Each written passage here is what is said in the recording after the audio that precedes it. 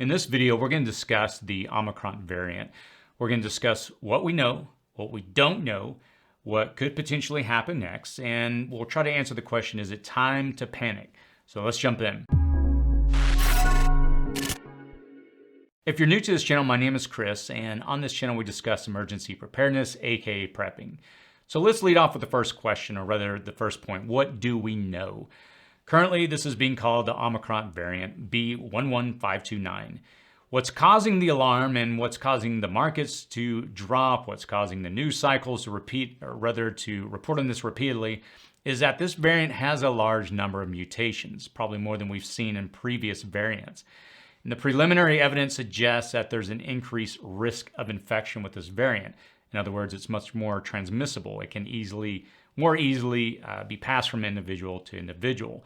Now that's a problem because there's a potential decrease in the effectiveness of different public health and social measures used up to this point, or different available diagnostic tools, vaccines, and therapeutics. In other words, if this can escape all the measures that we've used up to this point, well, clearly we have a problem. So what don't we know? And again, that's what's causing so much uncertainty, is because there's a lot that we don't know. This is the first thing is we don't know how sick it will make people. The physician that initially reported this, according to him, he has stated that the symptoms are mild. So that's the good news, right? So far the cases, they seem to be pretty mild.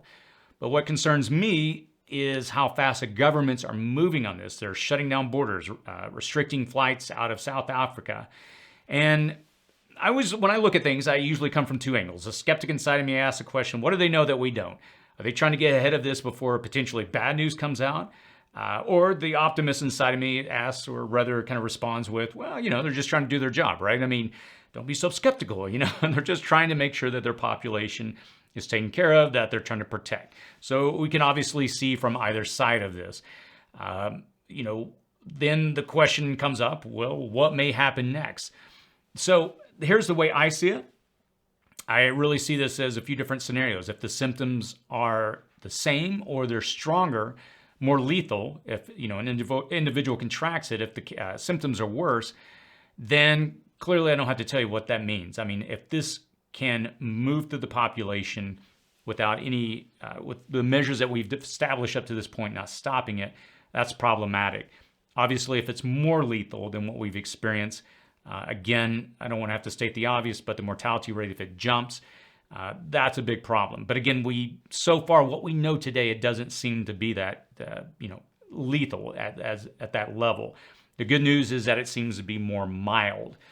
Now, obviously on this channel over the last few months, I've talked about the different issues the supply chain is facing. One of the things that we always point out is that it appears that it's kind of turning a corner, that things will get back to normal if nothing major happens. This could be that major issue. It could be this black swan event. I hope that it's not. Are there more lockdowns on the horizon? I know when this all kind of first kicked off, or at least over the last several weeks before this did, it seemed like the signals coming out of the White House is that, no more lockdowns, but in light of what's happening, that discussion does seem to be on the table, so time will tell. Countries, obviously, they're already closing their border. I know Israel is taking a pretty strong stance, and again, flights are being restricted.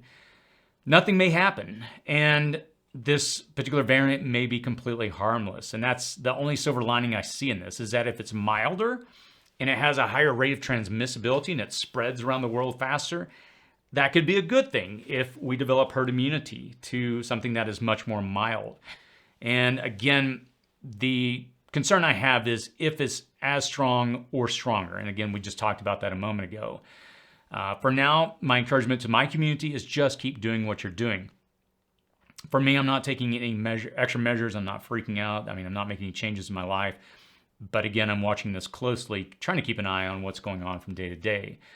I think the coronavirus is something that we're going to live with for potentially the rest of our life, just like growing up with, knowing that we're going to have a flu season, influenza. I think this is just going to be an endemic illness that we'll probably live with for many years. Hopefully over time, as we develop herd immunity, it won't be as much of an issue. So to answer the question, do I think it's time to panic? Am I, again, overly concerned? Am I making any major changes? As of today, no. I mean, I'm not making any changes. My family and I we've got the same routines. We've all been through this before, and I know a lot of us are exhausted, many on this that follow this channel. We're stocked up on N95 masks. If anything does, or this rather becomes, highly transmissible, if it becomes, the symptoms become strong, we've done what we can to prepare. I know there's obviously higher risk with obesity, diabetes, people that have different comorbidities. So of course, factor that in. Again, talk to your physician to make sure that you're taking the right steps, what works for you. For me, I'm trying to follow the basic regimen of exercise, trying to reduce stress as much as I can. I stay pretty busy, trying to eat healthy, consuming vitamin D. For me, I'm a few pounds over what I want to be, and that's one of my goals over the next 3 months is to shed about 15 to 20 pounds. But again, so far the numbers indicate, at least what we've seen so far with COVID patients, that those that are at higher risk are the individuals with lower health and potentially, or in particular, higher weight and diabetes as a comorbidity. I will say this on a personal note, ending this video. Again, I know a lot of people are kind of shook with what's going on. It just feels like every day there's something new. Feels like we're kind of grabbing onto something to provide a sense of security that we can all move on, right? I know so many of us are just ready to be done with this. And it almost feels like, here we go again. Are we starting all over from square one? For me, again, a lot of the friends that I talk to, they're preppers. For them, this is just another reason to continue to do what they do and not back off, not take their foot off the gas. And I can say that for myself. There's things that I'm trying to improve on, make sure I'm watching my food rotation. And it's been frustrating for me personally. I haven't seen my parents in, about 3 years. They're in their mid-70s, and they both had different respiratory issues over the years. And they came out to visit me at the beginning of 2019. They were going to come out in December of 19, and then we were selling our house. So I said, hey, why don't you wait till March of 2020? I was telling them this in November. I said, why don't you just wait, because I don't want you having to come in while we're selling the house and having to constantly deal with that whole issue. And of course, as we know what happened with March 2020. So everybody went into lockdown. No one knew what was coming next. They were at a high risk age group, or rather demographic, between their age and the different issues they've had with respiratory issues. And so for me personally, it's been hard because I was beginning to prepare, hey, I want to go out and see them in January. And if this becomes yet another issue, I don't know.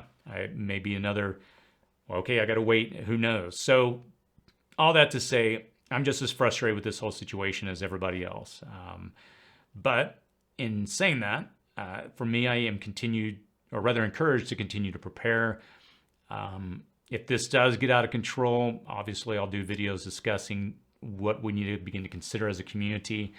I try to provide as much information as I can based on what I'm seeing. And again, I try to scour the internet for different resources that will hopefully be useful to you. I know Brad over at Full Spectrum Survival, myself, him, Canadian Prepper, and the Urban Prepper, we do a monthly video. We're going to try to move those up to twice a month. But Brad, he's a really good go-to source. I try to listen to what he's saying because he's got his ear to the ground. He's got a lot of resources and individuals that he listens to. I can kind of give him information that a lot of times before the rest of us get. I've gotten emails from him before things hit the news. So I would encourage you to check out his channel, and I'll put a link in the description below. On that note, if you have any feedback, any questions, any thoughts, please post those below. And as always, stay safe out there.